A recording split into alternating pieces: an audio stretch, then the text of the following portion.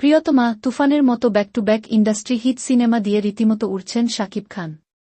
এই সিনেমাগুলোর সাফল্য দেশ ছাড়িয়ে বহির্বিশ্বে বাংলা সিনেমাকে এগিয়ে নিয়েছে। ক্যারিয়ারে ২-৫ বছর পার করা এই সুপারস্টার যেন দিনকে দিনকে আরও জ্বলে উঠছেন। করোনা পরবর্তী ভীষণ চুজি হয়ে নতুন নতুন সিনেমা হাতে নিচ্ছেন তিনি। যেমনটা তার নতুন সিনেমা বরবাদ ক্ষেত্রেও করলেন শাকিব খান।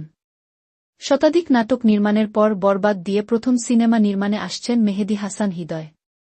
গত বছর অক্টোবর শাকিবকে এতে চুক্তিবদ্ধ করিয়েছেন। আগামী মাসে অর্থাৎ অক্টোবরের প্রথম সপ্তাহে সিনেমাটির শুটিং শুরু হতে যাচ্ছে।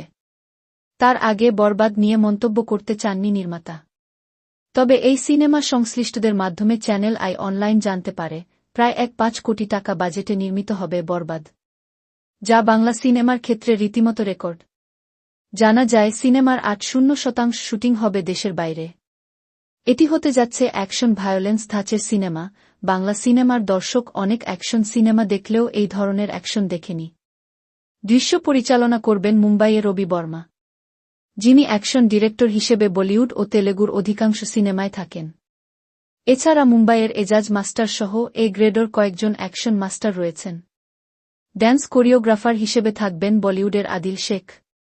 এছাড়া গানে প্রীতম সহ থাকছেন বলিউডের শিল্পীরা।